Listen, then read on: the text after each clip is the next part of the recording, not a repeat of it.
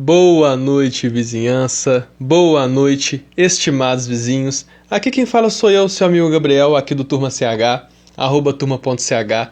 E como vocês sabem, tanto no Instagram quanto no YouTube, nós estamos com a campanha Você Não Está Sozinho. É uma campanha aí, além do Setembro Amarelo, né? Que a gente vai falar sobre o estresse, a depressão, a ansiedade e principalmente sobre a prevenção ao suicídio.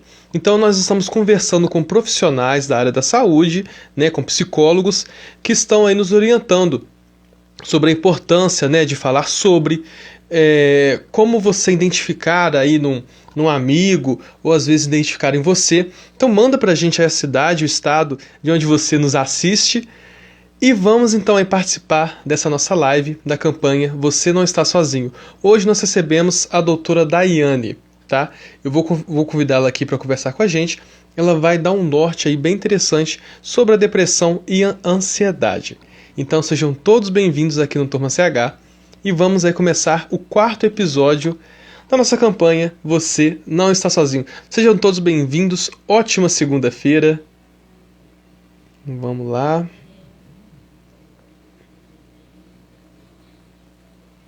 Manda para nós aí da onde você está nos assistindo, que estado, que cidade.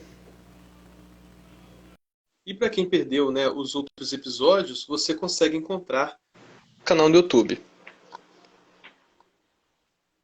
Boa noite, doutora. Me escuta bem, me vê bem? Boa noite, tá me ouvindo direitinho? Tudo certinho. Seja bem-vindo aqui na nossa campanha. Boa, Você não está boa sozinho. noite, Muito obrigado. gente. Obrigada, Gabriel, você pelo convite. Eu que agradeço ter aceito participar aí desse projeto.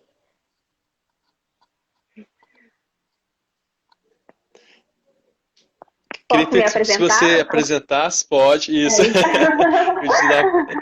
Fazer uma apresentação. Então, oi, gente, boa noite. Meu nome é Daiane, sou psicóloga clínica, atuo aí na área clínica há quase 2 anos, né? Também estou formada esse tanto de tempo. Hoje eu trabalho com a terapia cognitiva comportamental. É uma das abordagens hoje que tem mais evidências científicas e que em relação aos transtornos mentais, né? A maioria deles a gente trata a gente fala TCC, né? Com a TCC. Tem outras abordagens hoje que também está tendo evidência científica. Por exemplo, tem a terapia de aceitação e compromisso, que também é uma terapia hoje que está entrando junto com a TCC na parte da minha clínica também. E também hoje temos a terapia comportamental dialética. Essa a gente trata principalmente quem tem transtorno de borderline, né? Personalidade Uhum. borderline. E no mais, eu acho que é isso. Sou de bar, tá? Sou de bar e trabalho tanto com atendimento presencial e atendimentos online também. Para quem não sabe, o Ubai é uma cidadezinha de Minas Gerais. Tem muita gente, né, do Brasil perdido. Mas aqui, mais uma vez, te agradecer muito e começar com uma pergunta que eu faço para todo mundo. Por que falar de ansiedade e depressão? É importante falar? É necessário ou não? É super, hiper, mega importante, né? Até porque hoje as pessoas precisam entender uma coisa. A ansiedade, ela é uma emoção normal como qualquer outra, né? Ela faz parte igual a tristeza, raiva, alegria, felicidade. Então, ela está dentro dessas emoções, né? O que torna a ansiedade um pouco ruim, que as pessoas levam muito para o lado negativo, vamos dizer assim, é porque ela é muito desconfortável em certas ocasiões, né? Só que a ansiedade, ela também vem de uma forma como nos alertar de algum perigo. Por Uhum. exemplo, você tem uma apresentação, igual eu aqui, estou aqui fazendo essa apresentação para vocês, né? Eu estou sabendo disso há mais de um mês, então eu tinha que me preparar, né? Mesmo que fosse uma entrevista, né? Eu tinha que dar uma revisada, uma estudada, por mais que são coisas que eu tô ali no meu dia a dia, é algo que eu preciso estar sempre revisando a todo momento. Mas se eu não fizesse isso, né, é, eu já teria certeza que seria uma apresentação ruim.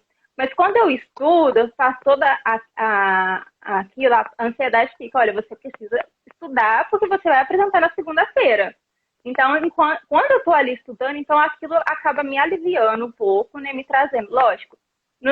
Hoje, agora, no momento, estou um pouquinho nervosa? Estou, porque é muita gente, são pessoas diferentes que não estão no meu convívio, mas é algo assim que a ansiedade me deixa fazer tranquilamente, sabe? Não é algo que ela acaba me impedindo, né? É diferente da depressão. A depressão, o que é a depressão, né? Ela vem de uma tristeza muito profunda, né? Ela acaba ali se tornando, se ela persistir aquela tristeza por bastante tempo, ela acaba se tornando bem assim na depressão, né? Aí, no caso, a gente fica assim, tem os sintomas em relação, a gente acaba se fechando mais, né? A gente tem muita raiva, muita irritabilidade, mas se sente mal a todo momento, os nossos pensamentos são sempre negativos, a gente a todo momento fica ruminando cenas, conversas que a gente teve com outras pessoas e fica nos questionando se fez certo, se fez errado, né? Isso também tem um pouco a ver com a ansiedade, mas a depressão tem mais disso de ruminar os pensamentos. A ansiedade tem mais da gente precipitar. Não que ela não rumine, ela rumine sim em certos momentos, dependendo de qual caso de ansiedade. Mas a depressão, a todo momento, faz com que a gente fique revivendo no passado, né? Revivendo situações que a gente se colocou, aí a gente pensa, nossa, eu não poderia, não tinha que ter falado aquilo para aquela pessoa, ela vai ficar pensando uma coisa ruim de mim, e a gente acaba se afundando cada vez mais. Aí, onde que também, dependendo do nível dessa depressão, né, também tem o fato dela se tornar, vier também pensamentos suicidas, né, ideações suicidas, né, e aonde que pode acarretar da ideação as tentativas até chegar à parte do ato mesmo. Uhum. E no caso da ansiedade, como você comentou, né, que é uma emoção que todos nós temos. Mas a Uhum. ansiedade, às vezes ela pode, no sentido de boicotar também, por exemplo, eu estou tão ansioso. Por exemplo, eu tenho uma prova para fazer. E eu estou tão ansioso com essa prova, tão ansioso, que eu não estudo, ou a depressão, ou a ansiedade, perdão, não chega nesse ponto. E esse ponto já é outra coisa. Não, a ansiedade, ela tem aquilo de nos impedir também. Aí é quando a gente fala que Ah, sim. essa não é ansiedade boa, a ansiedade não é a nossa amiga, tá? A ansiedade que faz a gente agir é a nossa amiga. A que não faz, não é a nossa, a que nos impede de fazer as coisas é aquela que ela tá disfuncional, ela tá de uma forma errada no nosso corpo, sabe? Ela vai nos Uhum. impedir, ela vem todos os dias, praticamente todos os dias, a quase todos os momentos, né? A gente tem o pensamento muito acelerado a todo momento, né? Fica pensando muito lá na frente e acaba o quê? De a gente pensar tanto, né? Por excesso de preocupação, acaba trazendo o estresse junto também e aonde que acaba que a gente não faz nada, né? Aí essa ansiedade, se a gente vê que ela tá por um determinado tempo já, e não nada que você faça ali tá fazendo com que você fizesse as outras coisas que você fazia antes com mais tranquilidade, né? Ela está te impedindo, por exemplo, de você conseguir estudar, de conseguir, não está deixando você fazer uma apresentação. Então, é essa ansiedade que a gente precisa estar de olho. É onde que a gente fala que aí que precisa de uma intervenção profissional. E a ansiedade, ela vai estar sempre ligada a um fato, ou a pessoa que é ansiosa, tudo na vida dela vai levando ela a ser ansiosa, ela vai colecionando várias coisas que levam essa pessoa ansiosa, ou às vezes um fato isolado, ou uma discussão isolada, pode levar a pessoa a se tornar uma pessoa ansiosa. E, por exemplo, assim, a minha dúvida é a seguinte, vamos supor, a pessoa está com um problema e todos os dias ela pensa naquele problema, às vezes um ano pensando naquele problema. Ou a ansiedade proporciona que tudo na sua vida vire um grande problema. Tem alguma diferença ou não? Então, sim, faz parte, né? Um problema em si, ou vários ao mesmo tempo, pode desencadear, assim, essa ansiedade excessiva, né? Mas, por exemplo, esse caso que você falou aí de uma coisa só trazer a ansiedade. Pode acontecer sim, que é onde que a gente acaba falando. eu falo que ali a pessoa acaba pegando aquele fato isolado, né? Uhum. E fica ruminando aquilo a todo momento na cabeça, né? É onde acaba tendo os pensamentos disfuncionais também, né? A pessoa não consegue, eu não gosto nem de usar assim o lado positivo, né? Eu gosto assim de mostrar para o paciente ter na hora que existe um outro lado. Esse pensamento ele não é real, né? Ele consegue observar, ele não consegue ali enxergar na hora que esse pensamento ele é disfuncional, né? Então ele se torna Aham. tão real para aquela pessoa que acaba que a pessoa pega aquilo como a única verdade e pronto, né? As mesmas coisas com outras situações, acontece da mesma forma também. Então, assim, não tem nada além, assim, vamos dizer. Aham. E qual que é a maior diferença entre a ansiedade e a depressão? Uma das maiores diferenças é que a ansiedade faz com que a gente pense muito lá na frente, né? E a Aham. depressão faz com que a gente revive a todos os momentos, fica revivendo momentos, ruminando pensamentos, por exemplo. Como eu falei, não Aham. que a ansiedade não faça a gente ruminar, mas isso é mais casos da depressão, da depressão em si, né?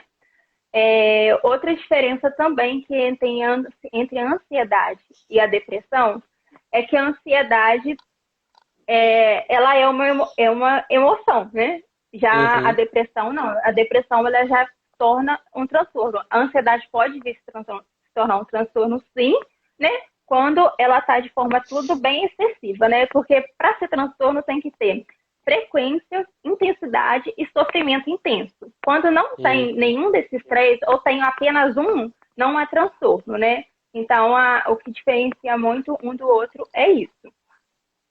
Você falou algo que eu achei interessante, que às vezes a pessoa que ela tá ansiosa, ela costuma ali, às vezes na cabeça dela produzir um problema que às vezes não é real, né?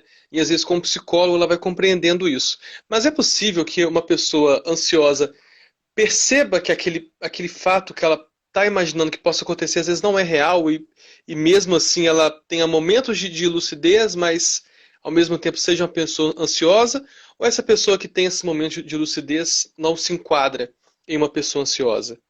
Ou uma pessoa ansiosa de fato ela sofre muito acreditando que aquilo possa ser real, que o problema é maior do que parece? É normal a gente, quando a gente está num momento muito ansioso, a gente colocar o problema maior do que ele justamente é, né? Aí depende. Tem pessoas que conseguem, a gente falar que tem a sua própria autoeficácia, né? A autoeficácia é quando as pessoas elas podem ficar ali, ter os seus momentos ansiosos, ter os seus momentos ali de problemas, mas que é onde que ela consegue parar e pensar e ver o que e conseguir resolver, por exemplo.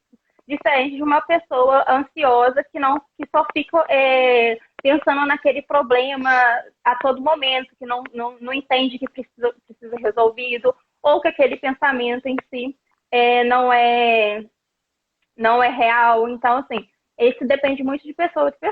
Por isso que dentro da terapia, uma das coisas que a gente faz com o paciente é que ele consiga buscar realmente isso, essa autoeficácia, né? Não, a ansiedade, na verdade, qualquer problema que a gente tem, qualquer situação que a gente vivencia, a gente passa por três componentes, que é o pensamento, comportamento e emoção. Dentro de cada situação, eu e você poderíamos estar vivenciando as mesmas situações, mas ambos podem Uhum. estar sentindo de forma diferente. Por exemplo, a gente somos da mesma turma e você tirou uma nota muito boa, a prova varia 10 e você tirou 9 e eu também, né? Você ficou lá super contente, super feliz, então o seu comportamento foi pular, de alegria, né? Tá ali. Uhum. A sua emoção foi ficar feliz, alegre, né? E o seu pensamento foi, nossa, valeu a pena eu ter estudado tanto. Já o meu, né, eu poderia ter um pensamento disfuncional. O que seria esse pensamento disfuncional? É o quê? A gente vivenciou essa mesma situação, mas eu pensei o seguinte: nossa, eu estudei tanto e ainda não fechei a prova, né? Aí o meu comportamento foi ficar com a cabeça baixa, ficar triste, né? E a minha emoção foi ficar triste, né? E o meu comportamento foi ficar com a cabeça baixa. Então, tá vendo? A gente vivenciou a mesma situação, mas ambos sentimos de formas diferentes, né? Você olhou para o Aham. lado, uhul, bem assim, alegre. Eu já fui lá, eu já tive aquele pensamento totalmente disfuncional, porque eu estudei tanto que eu tinha que ter tirado 10.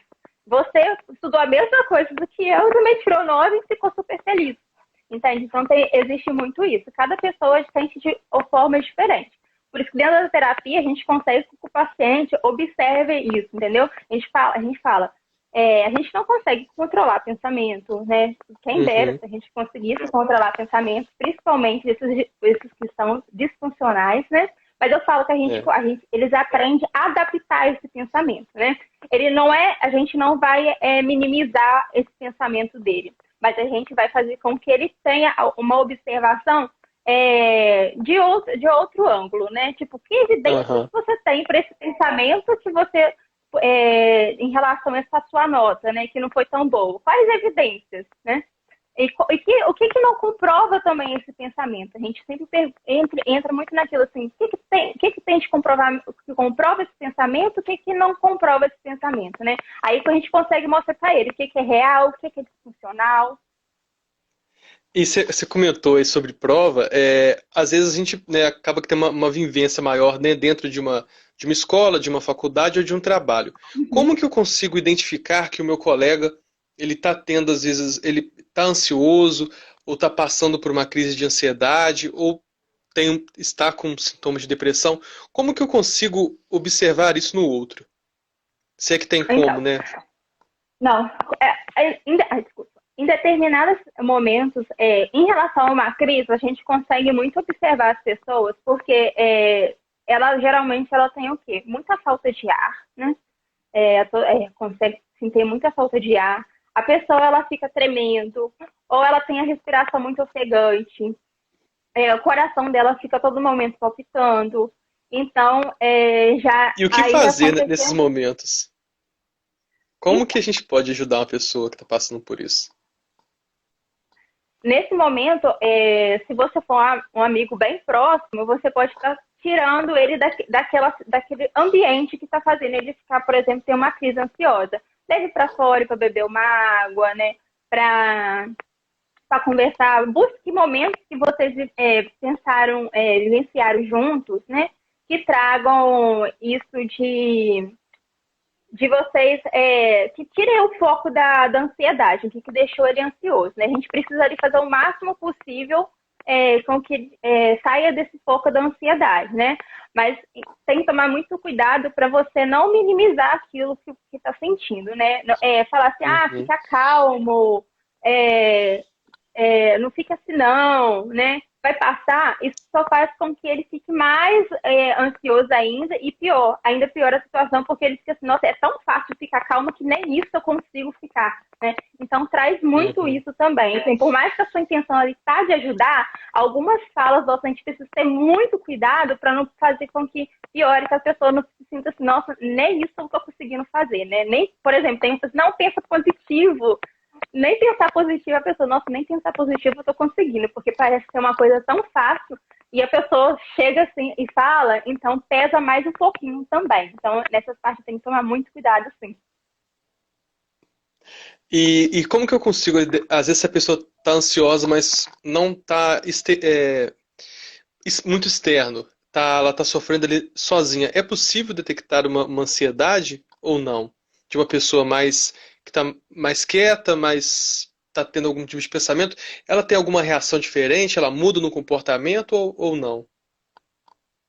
Então, isso vai depender da forma com que ela vai acabar se expressando, porque aqui ninguém tem como adivinhar, né, que a pessoa está ali sofrendo por uma ansiedade. Então, depende muito ou da forma com que ela fala, né, se ela, Uhum. se ela falar, nossa, eu estou muito estressada, eu estou muito preocupada, a todo momento eu fico revivendo essas situações, aí você já consegue observar que é uma ansiedade ali também, né?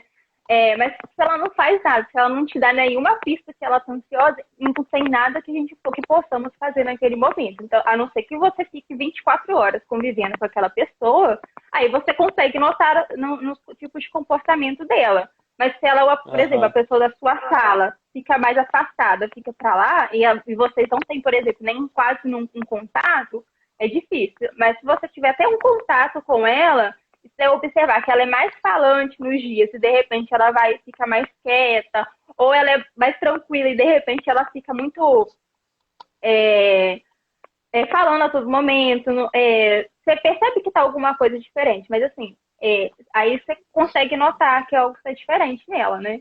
Mas se ela não Aham. te dá nenhuma pista, infelizmente não tem como. E tanto quanto a ansiedade, quanto a depressão, elas podem levar a pessoa a ter pensamentos suicidas ou não? A ansiedade, não. A ansiedade, a ansiedade, a pessoa, por exemplo, quem está com a respiração muito ofegante, coração ali todo momento batendo, né, muito forte, ela acaba levando assim, ela pensa assim, ela já leva o pensamento lá na frente, meu Deus, vou sofrer um ataque cardíaco, eu posso vir morrer. Então ela tem medo da morte, diferente de uma pessoa que Aham. tem depressão. A depressão, como já está tudo assim para ela, nada está fazendo mais sentido, né? Então é aonde que ela começa a idear os pensamentos, entendeu? Então, mas assim, da ansiedade pode passar para sim ter um transtorno depressivo e o transtorno depressivo trazer aí a ideação suicida. Uhum. E no caso, quem tem pensamento suicida, ele sempre avisa, ele sempre comenta ou não? Às vezes a pessoa, às vezes, porque tem gente que fala, né, que mas fulano era tão alegre ou nunca parecia que ia acontecer isso ou não? Tem algum traço ou tem algo que a pessoa pode sem querer ali deixar claro? Tem gente que fala também, né, Então, que quem fala não faz, né? A gente escuta de cada coisa. eles dão sempre sinais, sim, principalmente em relação ao comportamento. Se for uma Aham. pessoa que tinha muito uma vida social, muito interativa, né? Se ela sempre foi muito de conversar e de repente aos poucos começar a se isolar, a trazer frases, por exemplo, como eu estou sendo peso para minha família, eu estou sendo peso para os meus amigos, eu estou sendo peso para qualquer outro tipo de pessoa, ou eu sou um fardo na vida dessas pessoas, ninguém me entende o que eu estou sentindo, ninguém me ama o suficiente, então eu vou embora, eu vou sair dessa casa. Então, isso já são pequenos sinais que a ideação suicida está ali, entende? É, Outra coisa que é muito comum de ver, né, que principalmente quem está sofrendo aí ideação suicida, né, pode vir também a quem costuma se automutilar, né, automutilar, começa a se Uhum. cortar, por exemplo, né, então a automutilação também é um sinal aí que não é que a pessoa ela quer se matar, mas é que ela quer tirar de alguma forma a dor, né, então a gente fala que quando a pessoa começa a se cortar, ela quer ela quer ver dor, né? Já que ela não, como a dor está tão por dentro, ela não consegue ver, assim, ela não consegue ver nada sangrando, ela não consegue, não é uma dor de cabeça que ela está sentindo. Como está assim por dentro, então ela precisa ver sangue, ela precisa se machucar. Então é aonde que também é um sinal também de alerta que a pessoa está de alguma forma tentando tirar a vida dela ali, né? Fazendo tentativas, né? Ou está falando que, olha, é, tô com ideação, tô pensando, eu vou embora, entendeu? E quando eu vejo que um colega ou um amigo tá se automutilando, tá se machucando, fazendo algo assim, o que eu posso fazer? Eu aviso um parente, eu converso com ele, eu busco orientar ele a fazer alguma coisa? Qual que é o caminho que eu posso seguir? Quando primeiro coisa a gente faz o máximo é avisar as pessoas que você sabe que de alguma forma vai ajudar eles, seja família, né? Porque nem todo mundo que tem ideação suicida tem ali uma rede de proteção, vamos dizer assim, né? Aham. Então você tem que saber muito bem para quem que você vai falar aquilo, né? E levar isso para as pessoas. Mas primeira coisa é avisar, né? Pra pessoa, olha, observei que o fulano tá desse jeito, tá se cortando, ou tá falando, tendo muito essas falas, né? E também conversar, né? Mas antes de tudo, de você conversar, você precisa se perguntar também se você está preparado para ouvir também, né? porque é muito importante. Aham. Principalmente, eu falo, uma das coisas que eu sempre vejo aí, principalmente no mês de setembro, é as pessoas abrindo seu direct, né, suas caixinhas, tá? Se você está sentindo, é, é, não façam isso, porque ali são pessoas que estão realmente, têm traumas, têm dores, têm vivências que machucam, que a todo momento que não cicatrizaram. Então, aí ela só dispor ali, ela já está abrindo novamente, aqui, mexendo na ferida. Então, a primeira coisa que você tem que perguntar, eu estou preparado para ouvir o que ela tem que ouvir? Porque ela pode te ouvir e falar assim, então, hoje eu vou me matar. Ela pode te trazer isso. Então, você tem que observar se você está preparado para ouvir isso também, né? Caso não, você só fala com o familiar as suas observações que você fez, mas não pergunte. Mas se você estiver preparado para ouvir, né? É você também mostrar ali, né? Que nada com que ela trazer não é referente a você. Então, assim, entender que não é para levar, mas o meu, aconteceu isso comigo também, entendeu? Porque a sua experiência para ela naquele momento, infelizmente, não vai ajudar, vai fazer com que ela se sinta mais mal, né? Que ela vai se colocar naquele lugar. Nosso fulano passou pela mesma situação, mas não passou nem perto disso que eu estou vivendo, né? Então é muito Aham. importante a gente ter esse entendimento, né? Se, por exemplo, vou te fazer uma pergunta aqui, assim, só me responde rapidinho, tá? Quanto que você calça? Seu número de Eu calçado? acho que uns 44, eu acho. 45, 44. Então, eu calço 37. Se eu te emprestar, por exemplo, um tênis meu, o que vai acontecer com você? É, não vai dar certo, né? Não vai caber de jeito Vai, nenhum. vai apertar, vai machucar. É a mesma coisa, entende? De umas pessoas que tá ali falando para você, colocando o que ela tá sentindo, e de repente você traz a sua experiência, não vai Aham. encaixar naquele momento, entende? Então, assim, eu gosto muito de usar a fábula do sapato que dá certinho para a pessoa entender, entende? Então, assim, entender que aquele momento ali não é seu, é dele. Então você tem que estar disposto a ouvir, a escutar, e também ir perguntando, olha, como que você está sentindo, aonde está sentindo, para entender como se fosse você fizesse realmente uma entrevista assim para você saber como ir com ele, né? E o mais de tudo é levar ele para um profissional, né? Psiquiatra e Aham. psicólogo. Ali é os dois juntos, que quando está nesse extremo, tem que ser tanto psicólogo e tanto psiquiatra para ajudar. E esse diálogo é muito importante porque acho que todo mundo conhece alguém, né, que precisa de uma ajuda, que passa, né, tá passando por algum momento difícil. E isso é muito importante, nessa ter essa empatia, né? Infelizmente a gente observa muito que às vezes a pessoa ela quer ajudar, mas ela não tem um tato ou ela não sabe como ajudar. E acaba que repete de fato Uhum. isso, né? Ah, mas eu já passei por isso e eu não sofri tanto e isso não é nada. Pensa positivo, né? E são coisas que de fato mais atrapalham do que ajudam, né? O caminho não é muito esse. Você falou aí que É a por pessoa isso, quando já tá. Não, pode falar, perdão. não, é por isso que eu falo que é muito importante a gente, qualquer pessoa leiga no assunto, né, jamais querer abrir o seu direct, a sua caixinha, o seu Aham. Facebook, seja lá o que for, para pessoas desconhecidas. Porque como não tem, você não sabe da vivência, do que ela já passou, né? Já é você que é amigo, já tem que tomar muito cuidado, né? A gente que é psicólogo, a gente precisa fazer muito preparo para poder atender uma pessoa que chega nesse extremo. Imagina uma pessoa que não tem, é totalmente leiga e chega com uma pessoa totalmente desconhecida que não está no convívio e geralmente jorra assim. E aí, o que você vai falar É, para essa pessoa? É tenta por isso que tem fazer que tomar muito um cuidado. tratamento de psicólogo nos stories, né? Uma coisa assim. Eu vejo muito disso, viu? A pessoa meio que dá uns conselhos rápidos, umas 3 linhas, e não é o caminho, né? Não é a solução. Tem profissionais para isso, Exatamente. né? A vida é mais do que um story, né? Então, assim, não é porque você tem um passo a passo ali, né? Porque, assim, seria, nossa, que incrível fosse se todo mundo seguisse o passo a passo de qualquer tipo de coisa e conseguisse ali fazer tudo, né? Que se manda. Mas a gente tem que entender que nós somos seres humanos, a gente sente, a gente tem dores, a gente tem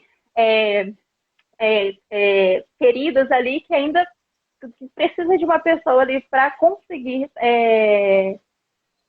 fazer com que a pessoa sinta-se assim, bem, né?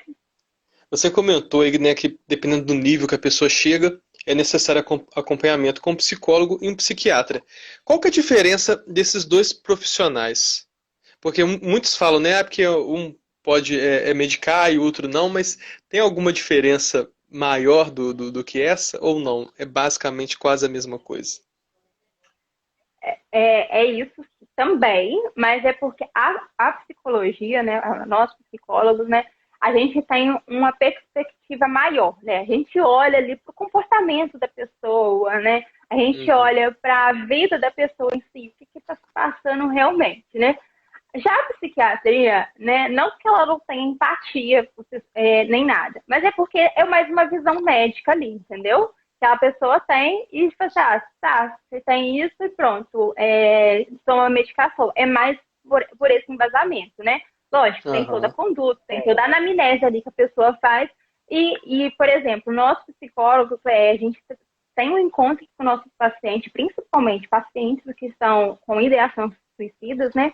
Às vezes até mais de uma vez por semana, né? Dependendo do caso. Mas aí todos os encontros são semanais, né? Diferente de um psiquiatra. O psiquiatra, quando é um estado muito grave, é quinzenal para ver como até a medicação deu ali, né? Mas geralmente é mensal, né? Diferente de nós, Uhum. né? Nós somos todas as semanas ali, todo momento com o paciente, né? Então é algo que tem essa pequena diferença, né? A gente tem um olhar mais para dentro da vida do paciente, né? Já o psiquiatra, né? Mais uma visão médica mesmo, né?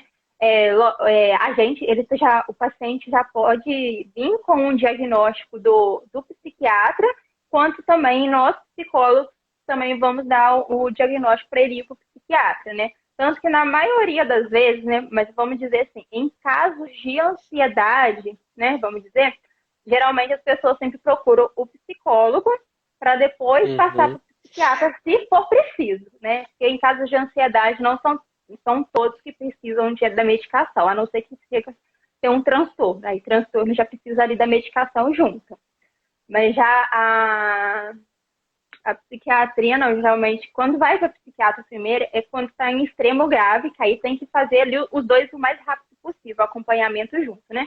Lembrando que também Aham. psicólogo, psiquiatra do paciente tem que estar sempre em contato também. Porque uma coisa que um não observou, outro observou, por exemplo, eu posso estar discordando de um diagnóstico que aquele psiquiatra deu, para ele me mostrar qual a visão que ele teve que eu não consegui ter para chegar a esse diagnóstico, né? Então, é muito importante a gente também estar sempre entre um e o outro ali. E assim, é impossível falar, né, de ansiedade hoje e não falar sobre o momento da pandemia, né, que a gente passou barra passa, né, porque aquele momento de incerteza, né, de desemprego, eu acho que assim, acho que todo mundo, eu não sei se eu conheço alguém que não ficou meio que mexido, né, com a pandemia, porque ainda mais no início, Uhum. que não sabia ao certo o que era doença, né? Se os avós, os pais podiam pegar, o medo do desemprego. Eu queria perguntar se a pandemia mexeu um pouco assim com a ansiedade geral, ou se aquilo que as pessoas sentiam, aquele medo, não é chamado de ansiedade, e se os números mudaram alguma coisa, se aumentou o número de pessoas com mais ansiedade ou depressão, ou seguiu a mesma coisa? Então, em relação aos números, ainda não saiu agora, recentemente, né? O último que a gente tem referente a 2019, se eu não me engano. Então, Uhum. nesses casos, mas a gente sabe sim que teve aumento, né? Não posso dizer a porcentagem certa que teve, mas a gente sabe sim que teve um aumento muito grande, né? Porque é o que você falou, foi um momento de incerteza, as pessoas estavam aí com empregos, não sabia se iam continuar no emprego ou não, né?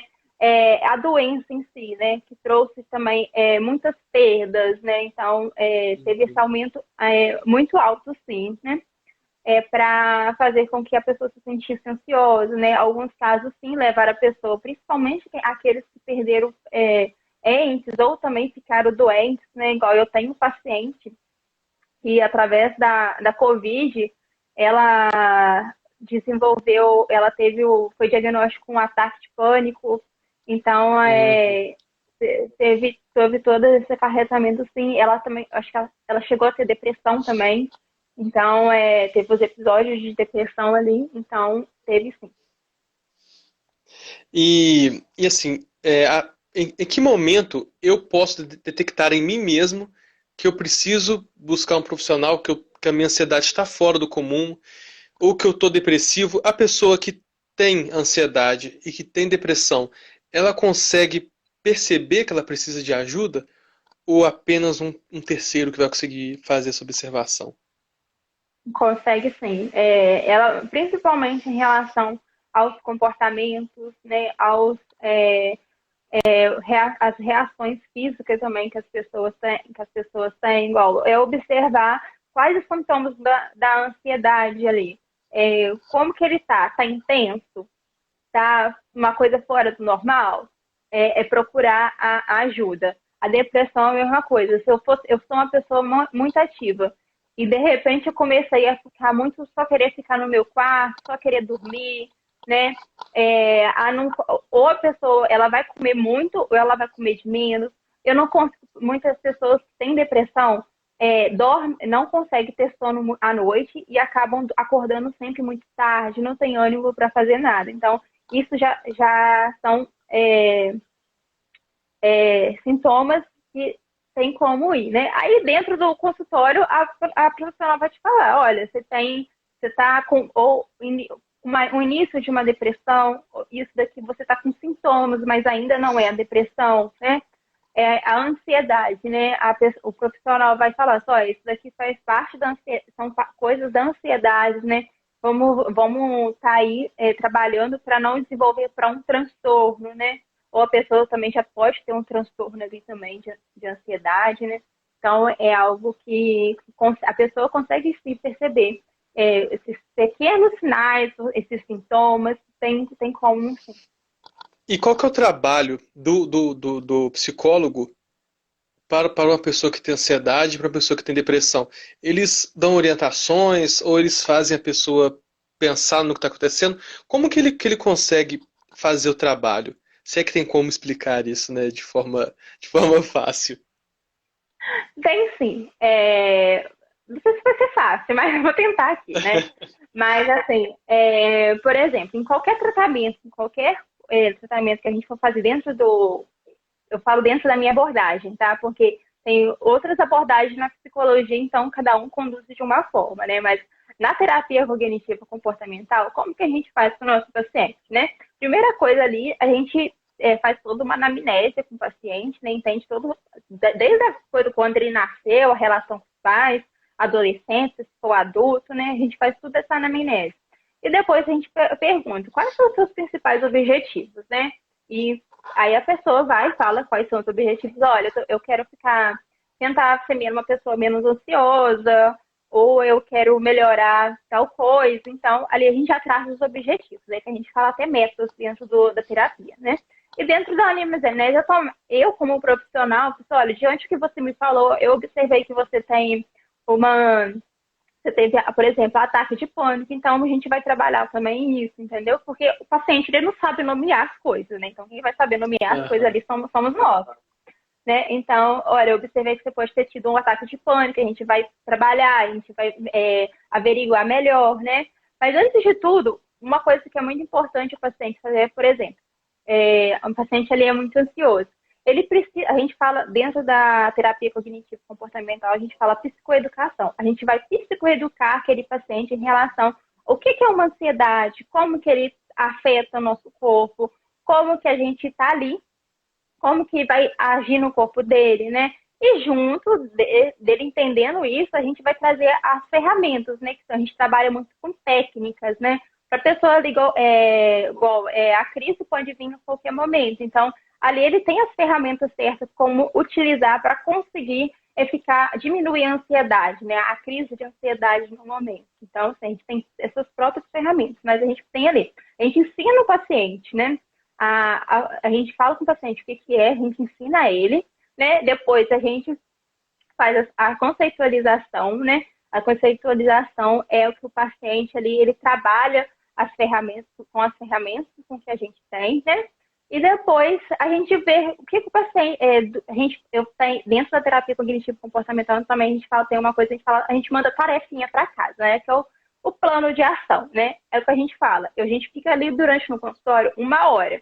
Então eu preciso saber se tudo que a gente está trabalhando, né, dentro da terapia está fazendo sentido para ele. Então a gente manda algumas coisas para ele fazer, para ele ver se ele consegue sozinho. Porque na terapia cognitivo comportamental a gente fala que o paciente, depois de um tempo, ele acaba sendo seu próprio terapeuta, porque a terapia não é para sempre, né?